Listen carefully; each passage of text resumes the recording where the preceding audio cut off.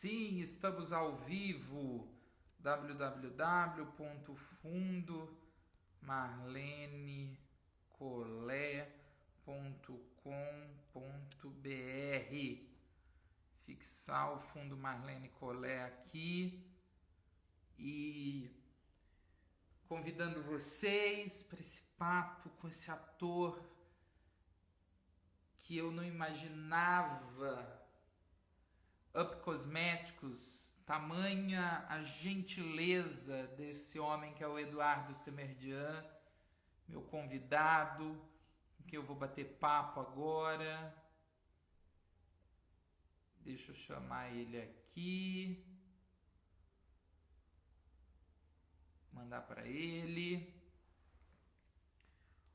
Flavichas, Rodrigo. Tudo bem, Rodrigo? Ele chegou. Mas você precisa desbloquear o dispositivo. Ele chegou, deixa eu convidá-lo. Mário Augusto, Ângela Ladeira. Roger. E aí, Pedro? Querido, Beleza? de público, quero agradecer aqui a você a paciência e o entendimento com esse momento técnico que nós tivemos. Imagina, para o Petrinho eu dava 3 horas. O Petrinho é um grande amigo. Pô, ele é uma das pessoas mais doces, generosas. É engraçado que o povo fala assim, né? Porque ele é ranzinza, porque ele é chato. No ensaio ele é chato mesmo, porque ele quer fazer coisa boa. Mas ele é um dos caras mais doces que eu já conheci e tenho o prazer de ter como amigo. Ele e a Rosa, a mulher dele, que é outro doce também. Eu adoro os dois, mesmo, de coração. E foi um prazer, tá tudo certo. Que bom, que bom, que bom. Foi aquecendo aqui o nosso papo. Você sabe que eu estava namorando a tua biografia e eu falei, cara, como ele fez coisa no teatro que eu amo! Como eu sou fã do Eduardo, como tem história aqui para contar. Eu falei, a hora que eu comecei a elencar todos os espetáculos, só os espetáculos, eu falei, gente, peraí, vamos ter que começar a cortar coisa, senão vamos precisar fazer 3 horas de live. Mas uma coisa que me chamou a atenção é que você tentou ser jogador de futebol? Eu tentei, pois é, quando eu tinha 17 anos, eu cheguei a tentar ser jogador, tanto no Palmeiras quanto no Juventus, mas uma, um bando de coisas me fez desistir. Uma delas é que eu senti que tinha muita coisa estranha ali, tinha indicação, sabe? Ao mesmo tempo que também eram... Eu poderia ter jogado no Juventus, mas o Juventus era longe da minha casa, não é o time que eu torcia, e eu percebi que eu seria um torcedor em campo. Então, aqui, ó. Tá ao contrário aí, mas está escrito palestra, e embaixo está escrito Rua Palestra Itália. Eu sou um palmeirense de corpo e alma. Desde que eu era, desde menos de um ano, meu pai me colocou como sócio do Palmeiras. Meu pai era palmeirense, meus irmãos são palmeirenses. Então a família toda, minha filha é palmeirense. Então, eu apresento um programa aqui na TV com um palmeirense roxo, cara, que quando falam do Palmeiras no meio do programa, ele até perde a notícia, ele fica enlouquecido. Eu tenho um outro amigo que ligar para ele, o Odair entrou aqui, o Odair também conhece os dois palmeirenses, o Biasoli e o Maraca. Você acredita, Eduardo, que estão falando aí que meu outro amigo... Ô, Maria, que isso? Imagina, não é defesa, essa é a minha maior qualidade.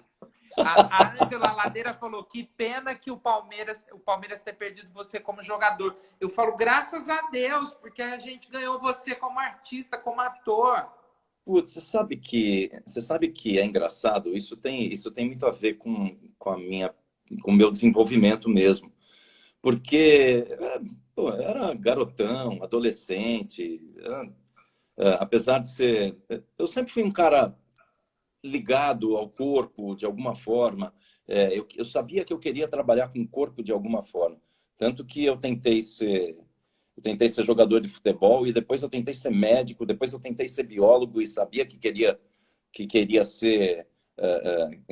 me especializar em anatomia, que o negócio sempre foi corpo. E eu me desviei completamente e fui para o comércio exterior e me formei nesse troço que me formei, mas nunca foi do coração, né? Mas você já fazia Então, curso de teatro livre? nada. Eu nunca tive contato algum com teatro Caraca. antes dos 24 para 25 anos. Mentira, desculpa. No colégio, quando eu estava na quinta série, isso eu tenho um colega que gosta de me lembrar. Quando eu estava na quinta série, eu fiz Jesus Cristo, porque meu colégio era católico, né? Jesuíta, que é o São Luís.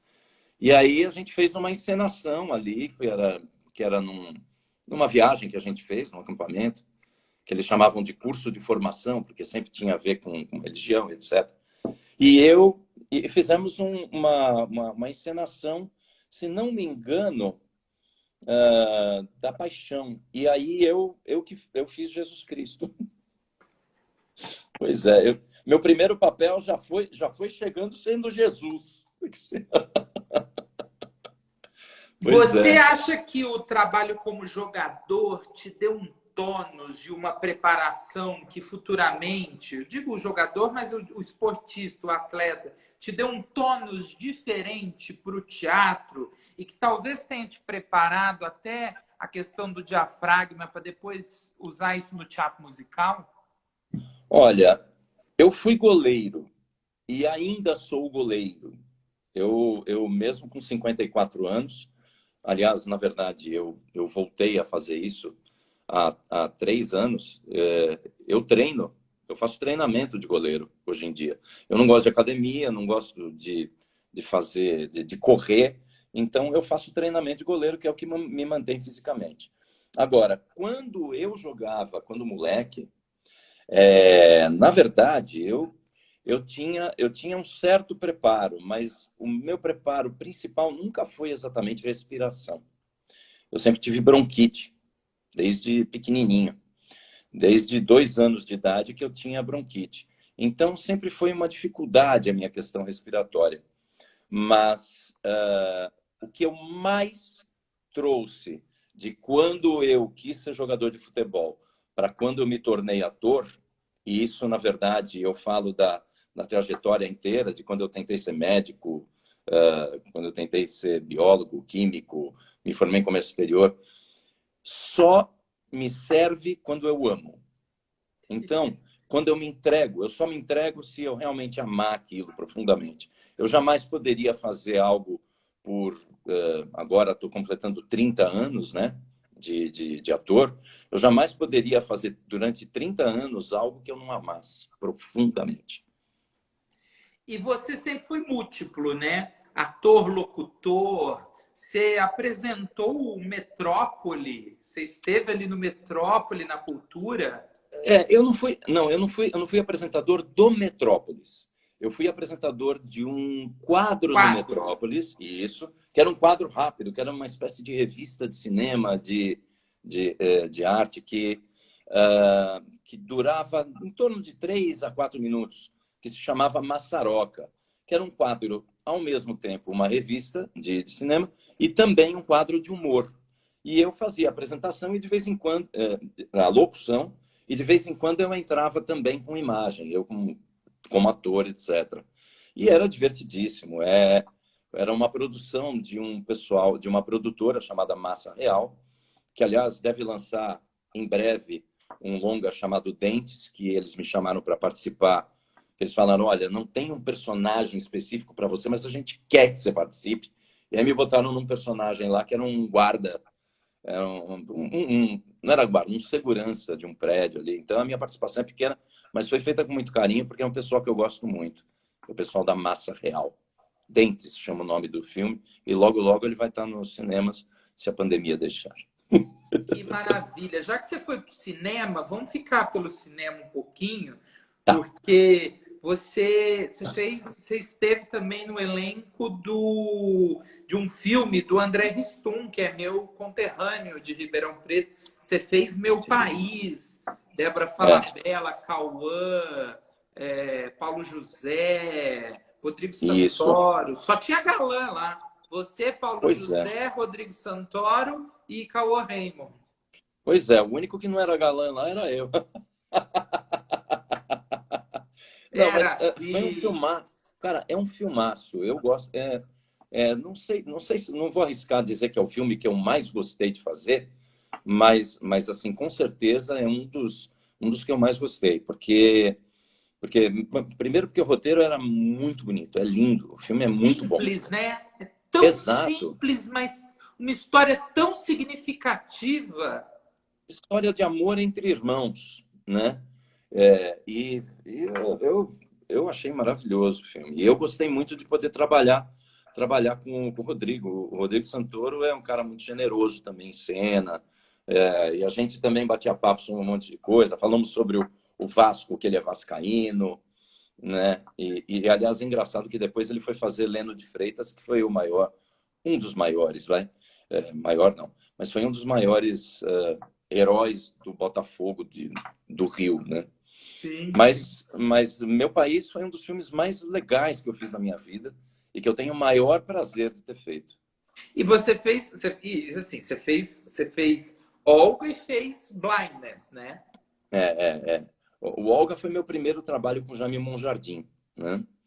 Que eu lembro que para fazer Olga, eu tinha recebido o convite para fazer um outro personagem. E esse outro personagem, eu teria que ir para o Rio de Janeiro, fazer uma cena que, inclusive, depois um amigo meu acabou fazendo, que era uma cena com a Fernanda Montenegro e a Mariana Lima. Mas era uma cena e, no fim das contas, só cá entre nós aqui, eu teria que pagar para ir para lá. E eu acabaria no prejuízo. Eu falei assim, cara, eu não vou, não vou. Aí a produtora de casting ficou, como assim você vai recusar? Eu falei, desculpa, vou recusar, não dá para eu ir e pagar para ir. Com esse cachê, não tenho condição. Aí eu até sugeri, eu falei, por que você não tem como eu fazer o personagem do Galvão, né? Que era um policial. Aí ela falou, não, Galvão já tem ator. Eu falei, então lamento, obrigado pelo convite, tchau. Aí deu uma semana, a assistente dessa produtora de casting me ligou. Oi, Eduardo, tudo bem? Eu sou fulana, assistente de Cicrana, e eu estou trabalhando aqui na produção do Olga. E, sabe, caiu o ator que ia fazer, caiu no jargão nosso, é que o ator deixou, ele não vai mais fazer, né? Caiu o ator que ia fazer o Galvão e o Jaime pediu para chamar você. Eu falei, aceito.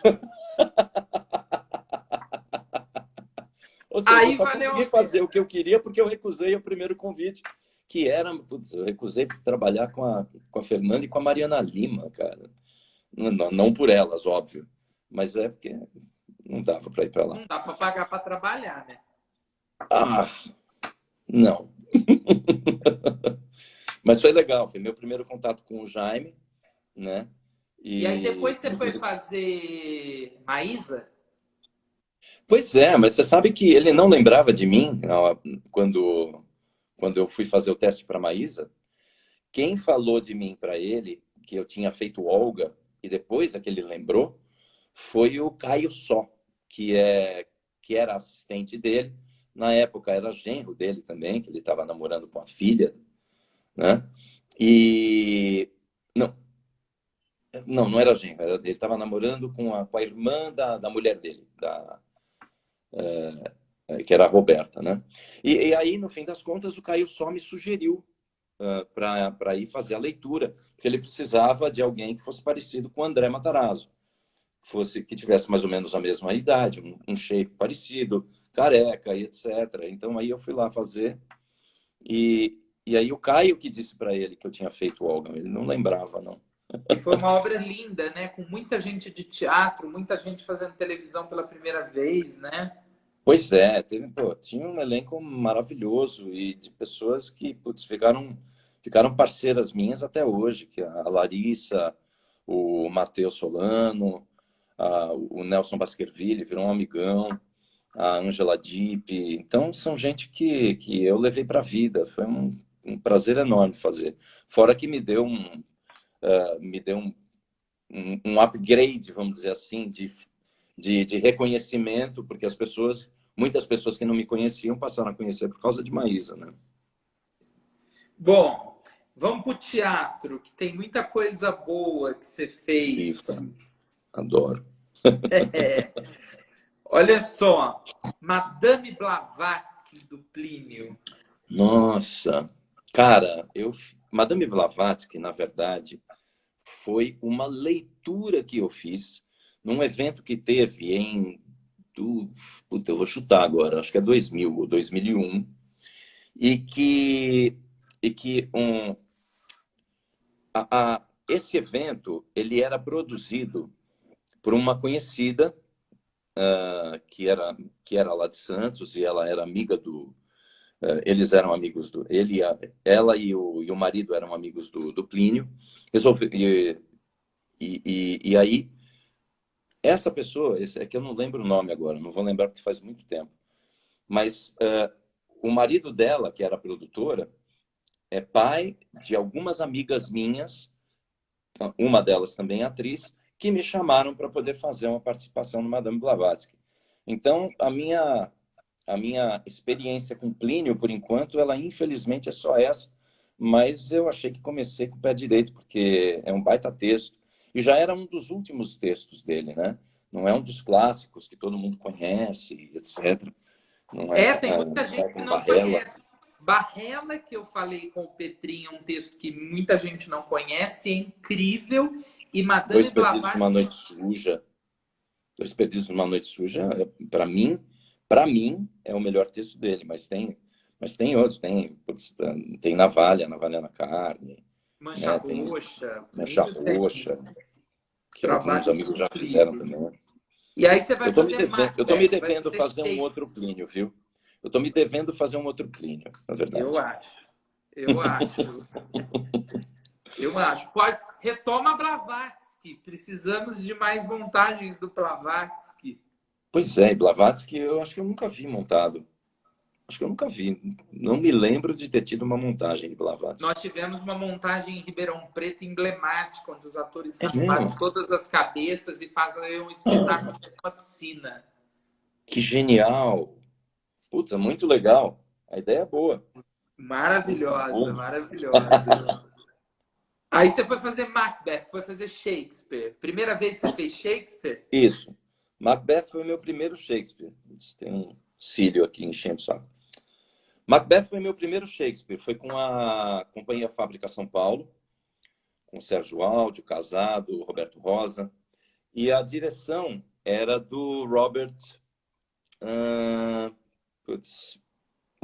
McCrea. Robert McCrea. Que foi onde eu conheci a Camila Morgado. A Camila, ela ainda não tinha feito nada em televisão e tinha rolado uma história lá no Rio de Janeiro. Ela deu uma cansada, aí chamaram ela para fazer Macbeth, e eu entrei junto com ela.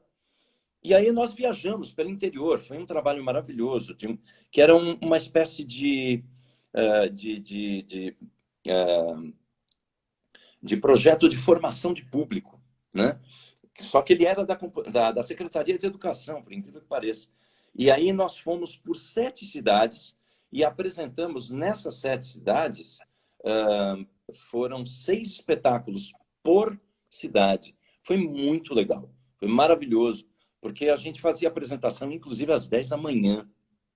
A gente fazia só para garotada. Eram todos eles alunos de antigo segundo grau, hoje ensino médio, né? E, assim, com alguns, inclusive, a gente teve uma baita dificuldade. Mas isso faz parte. E faz parte da construção de público, não tem jeito, né? É claro. Para eles entenderem como é que é essa relação com o ator em cena, eles não estão em casa comendo pipoca e assistindo filme, que eles podem falar qualquer coisa no meio do filme, né? Isso é uma convenção que eles também foram descobrindo ali, assistindo a peça com a gente. Então, nesse sentido, foi muito legal.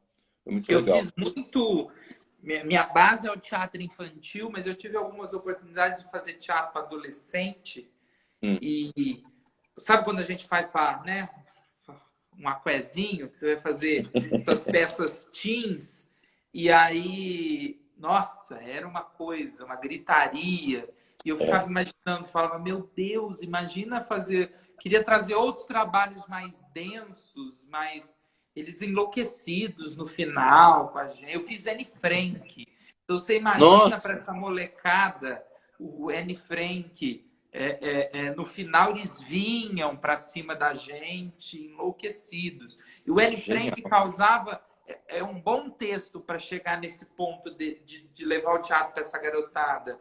Porque é um livro que a maioria já leu e ele tem uma poesia significativa e atende um pouco das expectativas deles de empatia, de entender um pouco, se colocar no lugar daquela menina, né? Pois é interessante porque você, através do Anne Frank, se você conseguir a comunicação com a garotada, você traz para eles uma oportunidade de mostrar, não é ensinar, é mostrar valores humanos que são aulas muito melhores do que qualquer blá blá blá que a gente dê, né? Assistir a Anne Frank dar a possibilidade de eles enxergarem o quanto é importante a gente ter uma compaixão, uma empatia, respeito, né? A quem quer que seja. A última frase é emblemática, né? Apesar de tudo, eu ainda acredito na bondade humana. Então... E se eu não acreditasse, eu não faria teatro. E, aliás, vou te falar uma coisa. Fica a dica. Você daria um senhor Otto Frank maravilhoso. Valeu. Quem sabe um dia, seria interessante. Seria bem legal. Aí você foi fazer um texto de um mestre meu do Célia Helena, que é o Samir Yazbek, A Máscara do Imperador. Mas o Samir, na verdade, a minha história com o Samir, ela começou quando eu entrei na ECA, em 91. Se bem que, assim, foi rápida lá. Por quê? Porque eu tinha aula com o Janot, professor Januzelli, Antônio Januzelli, que é super conhecido ali nas artes cênicas da USP.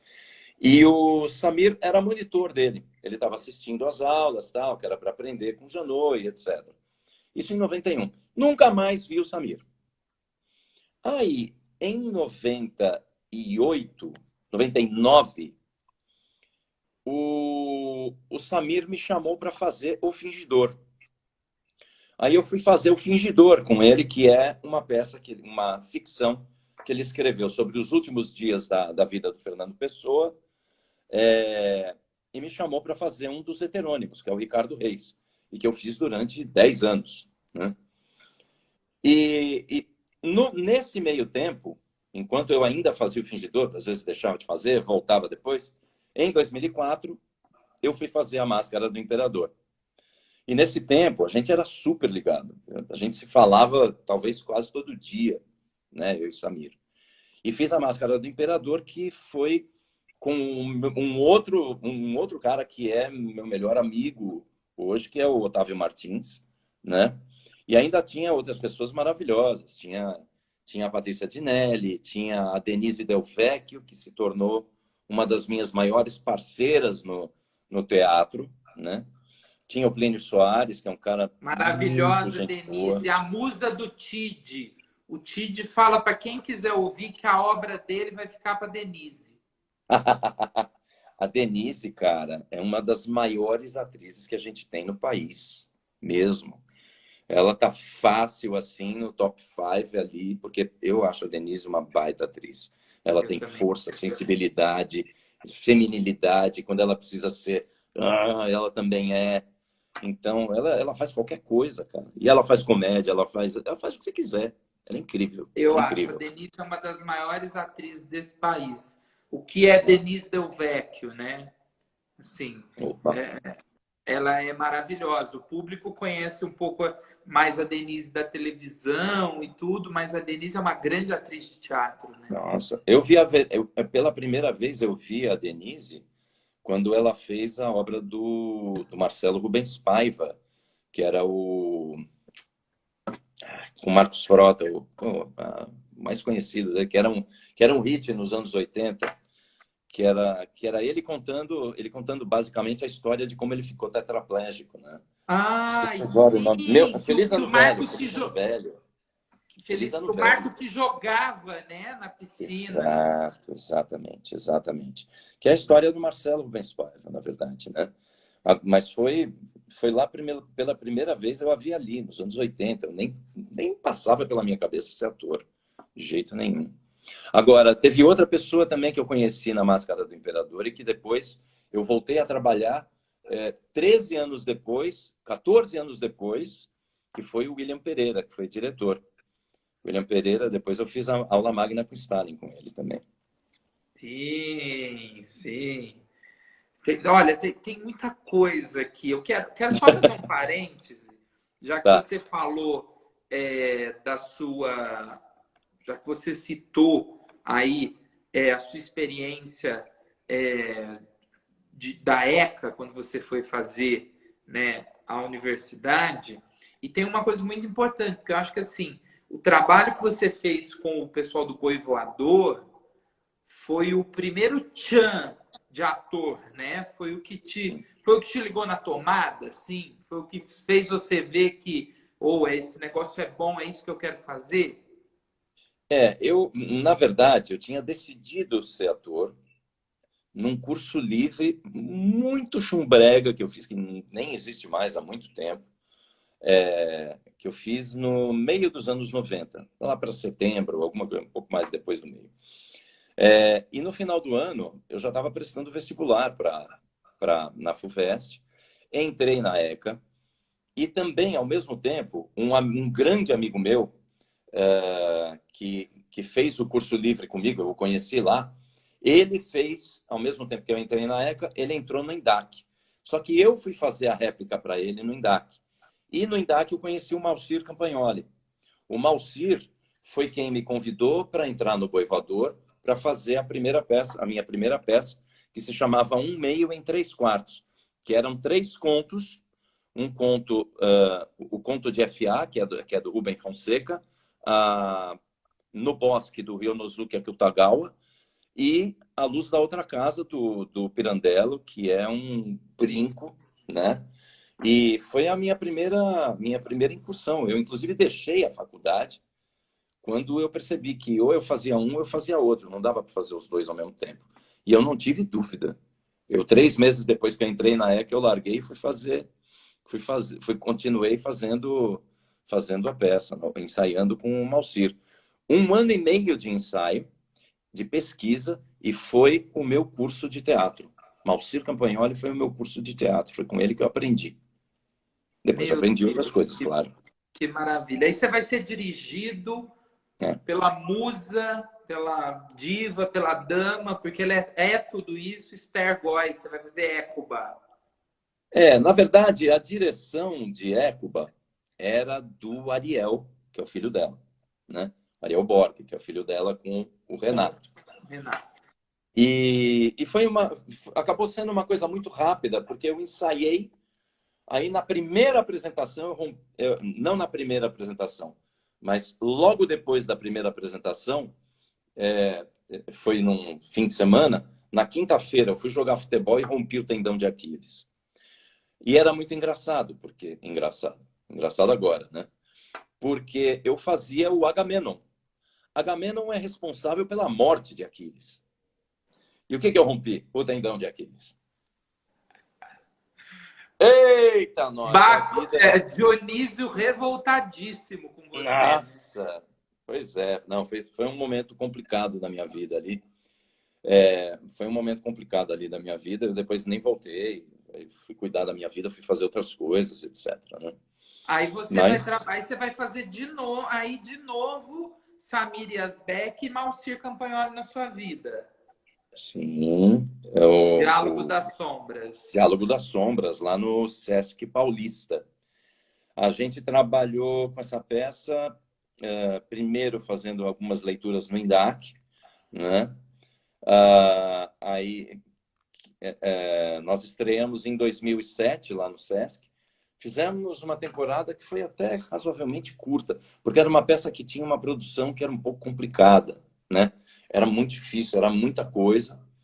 E no fim das contas a gente terminou lá no Sesc e acabamos ficando por ali mesmo. Mas foi a minha chance de poder trabalhar de novo com as pessoas que eu gostava, né? Então foi muito legal, foi muito legal. E aí você vai se aventurar no teatro musical, você vai Pois é. fazer uma das coisas mais lindas que eu já vi no teatro. Você vai trabalhar com os reis do musical, Miller e Botelho, dividir Charles e cena com Cláudio. Débora Olivieri, e ali tinha. Exatamente. Nossa, é tanta gente talentosa que tinha naquele Sim, espetáculo. tem, Rodrigo tem muita gente, Pandolfo, é, tem muita gente que participou do Despertar da Primavera e que eram garotos de tudo. E depois a gente viu o crescimento de várias dessas pessoas. Então, Malu Rodrigues, Letícia Colim, Rodrigo Pandolfo, o Pierre, o Pierre Baitelli, tem Felipe de outros, na verdade, André Carolis, Lodge, oi? Felipe de Carolis. Felipe de Carolis. O Fio é uma figuraça maravilhosa. Então, assim, Tiago Amaral, Tiago Marinho, que são gente muito boa. Laura, putz, esqueci agora o nome dela, Lobo, canta. Laura Lobo, Laura que fez Lobo, inclusive depois a Família Adams. Ela Família arrebentava, ela Adams. acabou com a Família Adams. Tão boa que ela é. Enorme, ela fica enorme no palco. Ela que é deste tamanhinho, aquela voz incrível, acabou de ser mãe, inclusive, linda. E a Laurinha é uma pessoa nossa, de uma luz inacreditável, que ela tem de pequena em tamanho, ela tem de grande como atriz e como cantora. Mas assim, várias pessoas ali que eu conheci que eram de um talento enorme e que explodiram depois. Você fez a temporada Maravilhoso. de São Paulo, né? Eu só fiz São Paulo, exato. Estreou no Rio de Janeiro em 2009. Aí eles vieram para São Paulo. O Carlos Gregório, que fazia lá, não podia vir, não sei por quê. E aí o Charles e o Cláudio tinham me visto fazendo Maísa e pediram para Marcela Altberg me chamar, que era a produtora de casting do espetáculo. E foi Olha, uma experiência maravilhosa fazer esse musical. e o que Eu quebrei isso. um tabu, porque eu não gostava de musical e ali eu quebrei a cara. Não, e outra, o Despertar da Primavera é um musical de quebra, né? Porque ele assume Sim. o microfone, ele tem uma proposta diferente, né? Então, para começar, o Despertar da Primavera não é um musical, Sim, inicialmente, né? sim, sim. É uma peça tradicional, vamos dizer assim. Não é um musical originalmente. Uma peça alemã de 1891 do Frank Wedekind. E aí ele é transformado para um musical, onde algumas coisas são alteradas. O que seria um estupro passa a ser uma cena de amor. Tem algumas coisas diferentes aí, Sim, né? sim, sim. Ele teve Mas uma. trata Ele foi muito do tabu. romantizado. Ele foi um pouco romantizado no musical. Isso não o fez perder a beleza, inclusive. O texto continua, inclusive, forte por todas as outras questões que aparecem ali em cena. Só o estupro que foi suavizado, né? Mas todas as outras questões estão ali, que é aborto, as questões de violência contra filhos, de pais contra filhos, a morte de filhos, a questão Incesto. educacional, incesto, exatamente. Tudo isso está lá. E é um dos grandes textos do final do século XIX e que ficaram para a história. Agora, o musical foi um prazer fazer porque eu jamais imaginava que eu faria um musical e mais ainda que eu seria tão bem recebido tanto pelo Charles e o Cláudio quanto por aquela molecada fantástica e a Débora Olivieri, claro. que é uma delícia de artista, de humana, de Cultura tudo. A Débora é maravilhosa. maravilhosa, né? Ela tem um monólogo chamado Rosa, que é deslumbrante. Sim, Eu ela assisti no fez Rio de hoje Janeiro. pelo Rede de Leitura, às 8 horas. Ah, então, exatamente, foi hoje, né? Pois é, eu acabei não assistindo hoje, mas eu já tinha visto, é maravilhoso. Ela é fantástica. E o Despertar, ele tem para mim, a hora se você passou por aqui, no nosso encontro com o Dirceu, e que logo depois eu tive a possibilidade de te convidar, eu falei, meu Deus, será que ele vai aceitar? Porque, assim, é um exercício para qualquer ator que faz esses personagens, porque você fazia vários personagens Eram no 9. Despertar, né? Eram 9. Eu tinha trocas. A troca mais complicada que eu tinha era a que tinha que ser mais rápida. Eu tinha aproximadamente 20 segundos para colocar um terno e me transformar de um pai que era o pai estuprador, né, incestuoso, que era o pai estuprador. Eu tinha que me transformar desse cara num diretor de escola corcunda andando com... Eu não podia sair correndo dentro de cena, porque eu usava uma bengala, né? E eu saía correndo. Eu saía por um lado da coxia, aí eu trocava ali logo na beirada da coxia e saía correndo por trás da rotunda para poder entrar pelo outro lado e entrar devagar, calmo, sem ofegar. E, nossa, às vezes eu chegava atrasado. Aí eles tinham que se virar, o Pandolfo e a Débora. Então eu vou te contar uma coisa, porque para mim tem uma emoção toda especial, porque eu fiz uma montagem no interior e eu fiz os mesmos personagens. Ah, brincou! Você fez um musical aí no Fiz Ribeirão? os mesmos personagens Cara, numa não é uma delícia montagem fazer aqui é e uma acho que delícia fazer os foi masculinos adultos. os homens adultos, né? Que às vezes os É, Frauen, eu os falei o quê? Eu nomes. falei masculinos adultos. É, tanto faz. Pois é, mas era E, maravilhoso. e eu tenho eu estou tentando salvar aqui para colocar aqui para a gente compartilhar esse momento algumas fotos para compartilhar com você, porque você foi. Eu vi a montagem, tanto com o Carlos, e vi a montagem com você. E eu entrei, assim, é muito texto, você sabe, enquanto a galera tá cantando, o texto fica completamente para nós, principalmente para o ator que faz os homens adultos, né?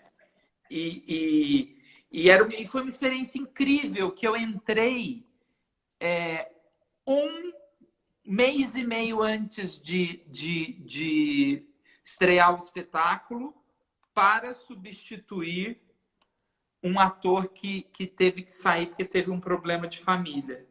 Então você teve mais tempo que eu, porque eu tive 12 dias. Cara, eu posso dar um oi aqui, porque as pessoas estão me dando oi. Não é que eu Nossa, não nós respondo, eu não engatamos sou mal papo educado, não. aqui. Nós engatamos Flavítia, papo e eu Emily esqueci do Lindos. pessoal que tá mandando tanto carinho. Dá beijo, Se dá deixar, a beijo. gente vai ficar batendo papo, isso é verdade. Né?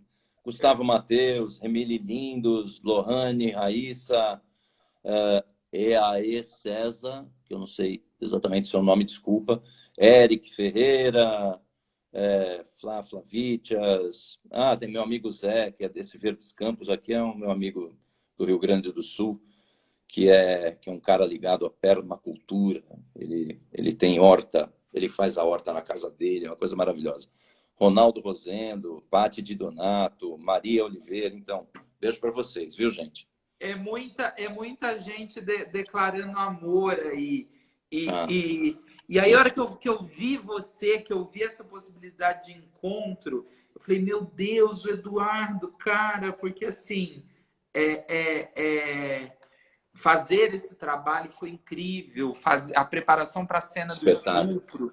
E assim, a gente tinha uma produção, né? Não era uma produção com o poderio Miller e Botelho.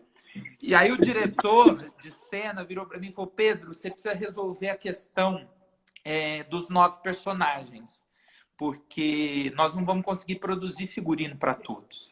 Eu falei: então tá. Fui para casa, dormi e acordei. Aí eu pensei: Jesus, o que que eu vou fazer para resolver a situação, né? Aí eu pensei: bom, monta um figurino completo. Casaco, terno, colete, tudo. Ele falou: tá, para quê? Eu falei: porque eu vou mudar o personagem de acordo com a interpretação e com a desmontagem de um único figurino. E aí foi o que aconteceu. E Você foi funcionou. um ator cebola ali. Você foi Eu se fui despindo. descascando.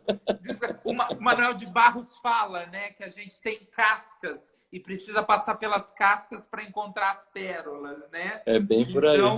Então eu falei: gente, eu encontrei essas cascas. E eu acho que, assim, qualquer ator que tenha a oportunidade de ter trabalhado numa produção do Despertar, seja a grande produção brasileira ou uma do interior, ela vai ser sempre inesquecível, né?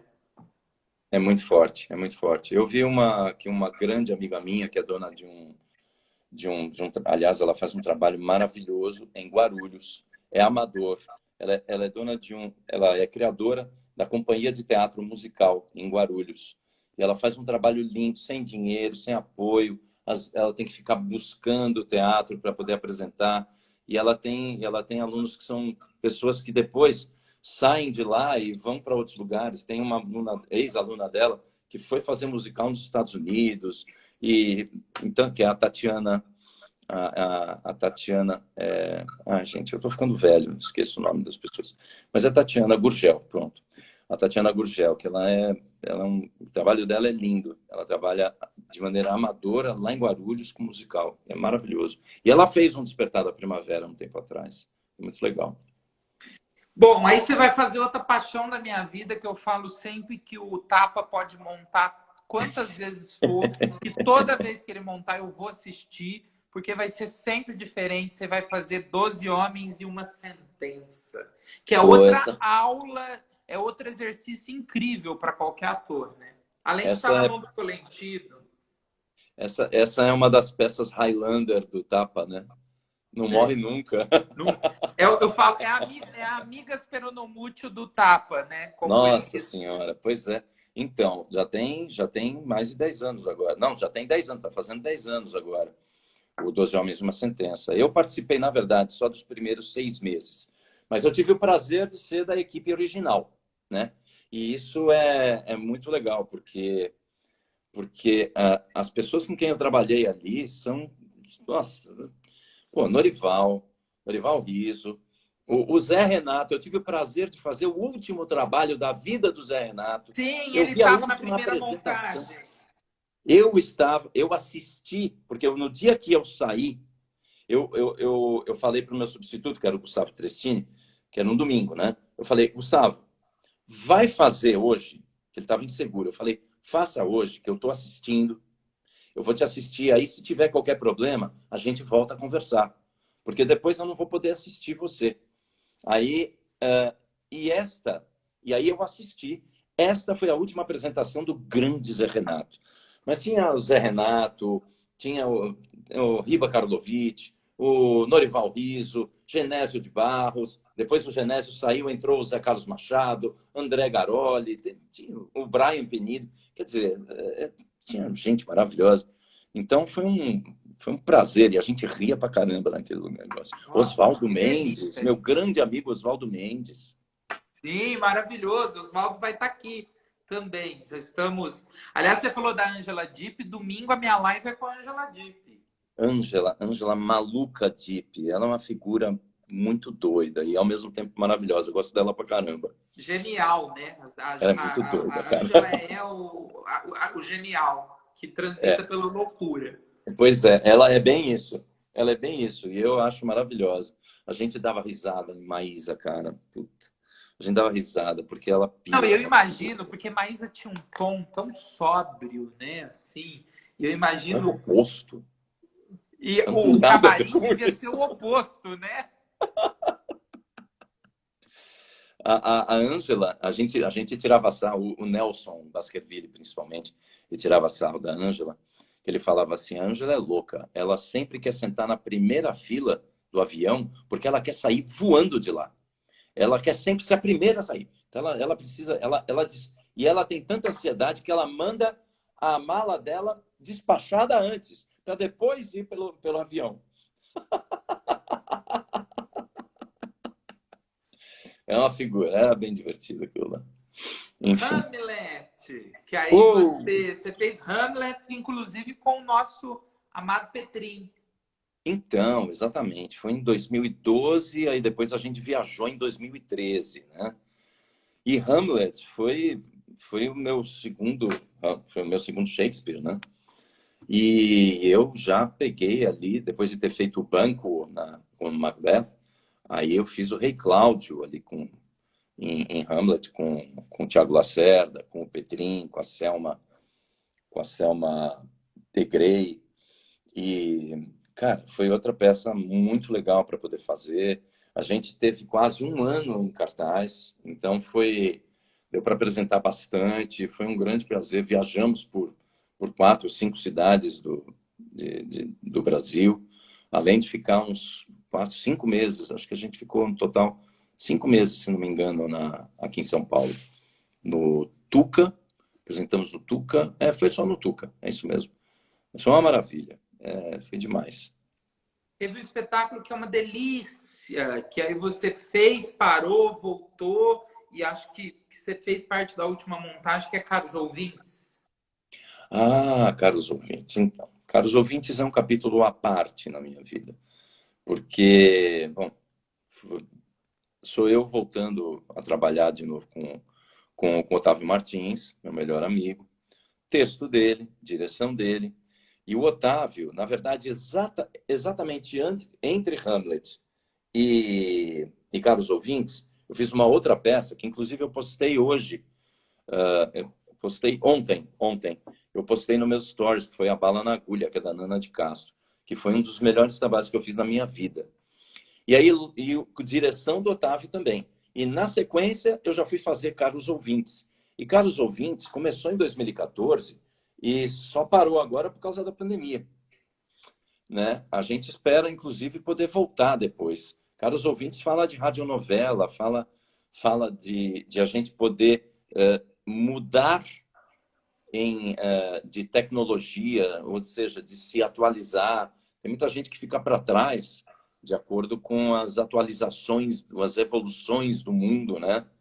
E Caros Ouvintes fala um pouco disso, além de falar também de ditadura, da luta pelas liberdades, etc. Porque o pano de fundo acaba sendo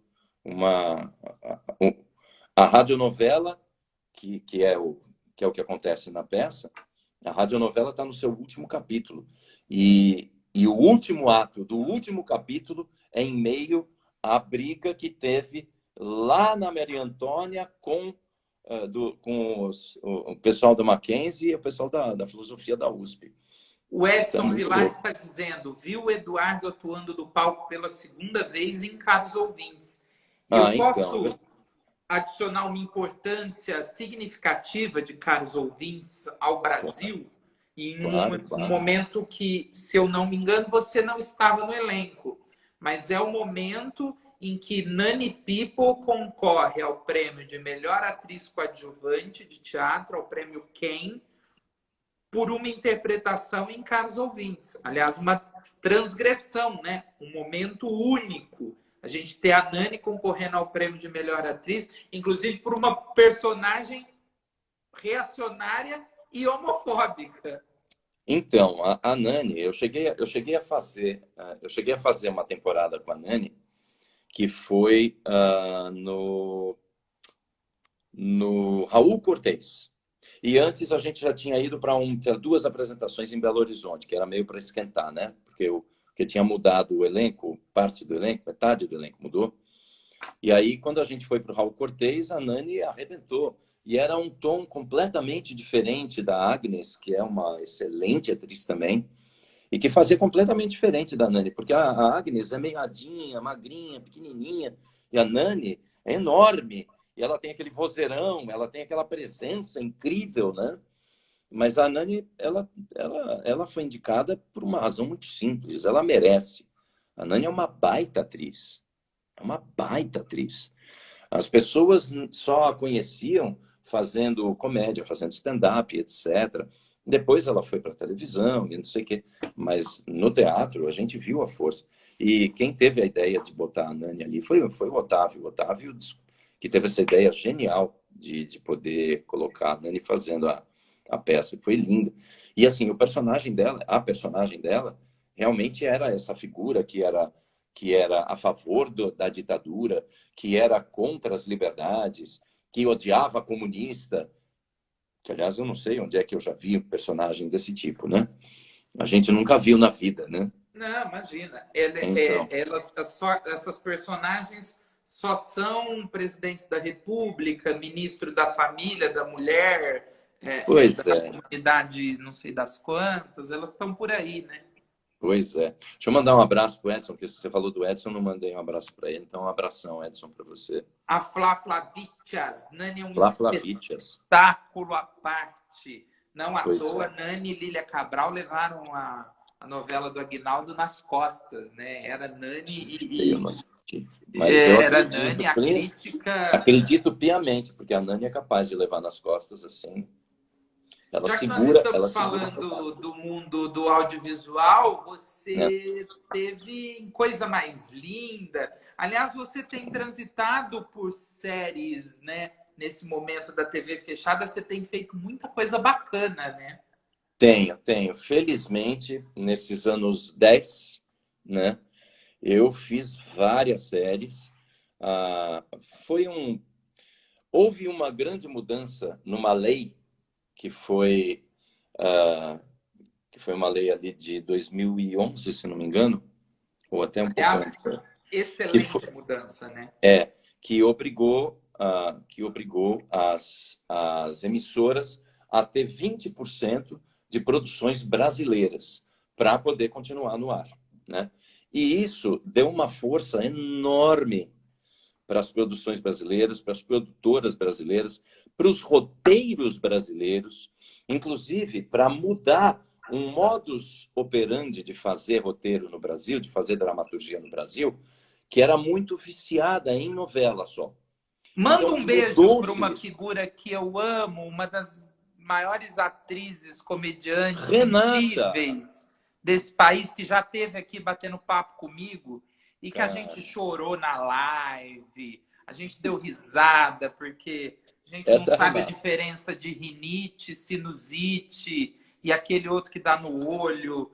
Olha, Pois foi é. uma live Eu, tão eu quero, eu gostosa quero, quanto essa nossa. eu quero contar uma coisa da Renata. Renata, não sai, vou contar. Eu fiz uma peça em que, logo depois que eu rompi o tendão de Aquiles, eu comecei a ensaiar com 4 ex-alunos meus. Uma delas era a Renata Gaspar. A outra era a Rita Batata, outro era o Ivo Miller e outro era o Fábio Glingani. E a Renata fazia uma personagem que ela variava pra caramba. E ela tinha bronquite. E eu botei ela para fazer uma cena, porque eu vi ela fazendo, ela esboçou isso, e eu pensei, isso é genial, você tem que fazer isso mais. Então, ela fazia uma cena em que ela estava, porque ela tinha crise de bronquite, ao mesmo tempo ela fumava. Então, ela ficava com uma ponta da máscara de inalação numa mão e com o cigarro na outra. E aí a gente mudava rápido som e luz e ela mudava. Porque primeiro ela falou, não, porque eu tô adorando, tô dançando, não sei o que, parará, dançava, parará, e de repente mudava a luz, o som, ela, não, porque eu não consigo respirar, porque socorro, não sei o que, parará. E ela ficava usando. Era absolutamente genial. Eu não sei como é que ela coordenava tudo isso, mas ela fazia. E a Ela está Renata falando é aqui, uma ó, das tenho pessoas. muita gratidão por esse processo. Pois é, eu também. Vocês foram extremamente importantes na minha vida e ainda são. Eu amo essa mulher, Não, e de ela verdade. tá assim, né?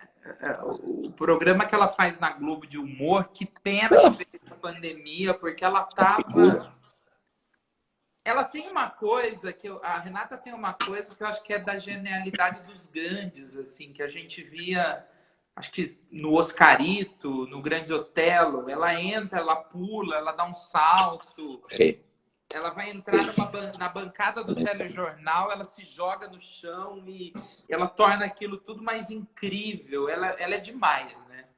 A Renata tem uma qualidade como atriz que ela não tem absolutamente nenhuma vergonha de ser ridícula. Ela vai... É para ser ridícula? Vamos ser ridículos. E vou dizer outra coisa. Se você colocar a Renata para fazer uma cena dramática, ela vai fazer e vai ser tão legal quanto. Sim. Porque ela é... As pessoas acabam confundindo ela com uma pessoa de comédia só. E ela não é só uma pessoa de comédia. Ela é uma atriz que faz qualquer tipo de coisa, mesmo. Sim, sim. Ela e eu só temos um defeito. A gente não sabe a diferença entre sinusite e conjuntivite. Então, sinusite você sente na testa. A conjuntivite você sente nos cantos da testa, embaixo, assim, sabe? Sim. A dor é um pouco mais embaixo.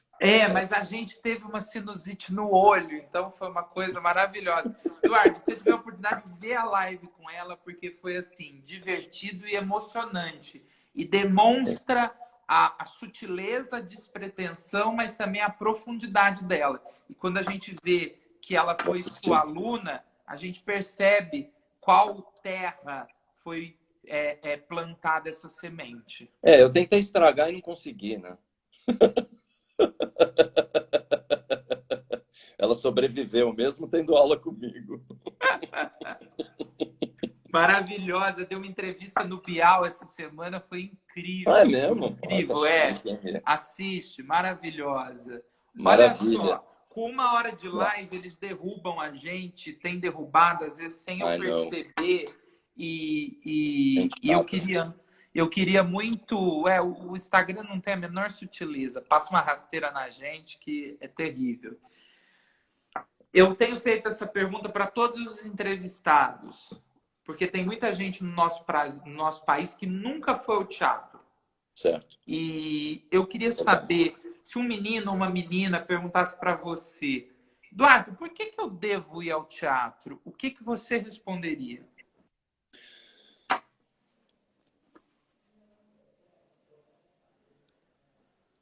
Eu diria basicamente o seguinte: ir ao teatro é você ter a chance de descobrir que você pode fazer outras coisas. É ter a chance de você descobrir que você não precisa ser apenas aquilo que você tem sido. É descobrir a chance de poder se ampliar. De poder ampliar em termos emocionais, em termos intelectuais e até em termos corporais também. Porque o que mais acontece no teatro é superação. Então, quem vai assistir tem a possibilidade de enxergar superações. Muito obrigado ao Palmeiras e ao Juventus por não terem te contratado. Foi o melhor serviço que eles poderiam ter prestado para o teatro, para o cinema, para a televisão e para as artes brasileiras. Valeu, Pedro. Super legal o papo. Obrigado.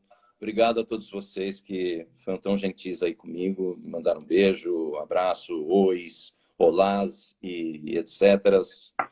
Né? E obrigado pelo papo. Foi muito legal poder falar um pouquinho a respeito da minha trajetória também. É divertido lembrar. Eu que agradeço tamanha generosidade e gentileza. E eu espero que quando isso tudo passar, a gente possa repetir de forma pessoal, onde a gente possa dar beijos, abraços, estar no palco, estar na plateia, estar no Planetas depois, no Piolim, tá depois no Frango com Tudo. E saudade do essa Planeta. Nossa. Saudade de comer um traíra e coçar, é só começar no Planetas, pô. Ai, meu Deus. E olha só, pessoas como você fazem o meu coração corintiano Ah, às vezes ficar mais próximo do Palestra Itália. cara, Palmeiras e Corinthians são só duas faces da mesma moeda. É tudo, é irmão, é igual judeu e palestino. É Briga, briga, yin e briga, mas yang. tudo a mesma Um coisa. sem o outro Ah, não lá, ó, forma a o Galã imagem. chegou. Esse assistiu, caros ouvintes, quando eu fazia o Péricles Gonçalves.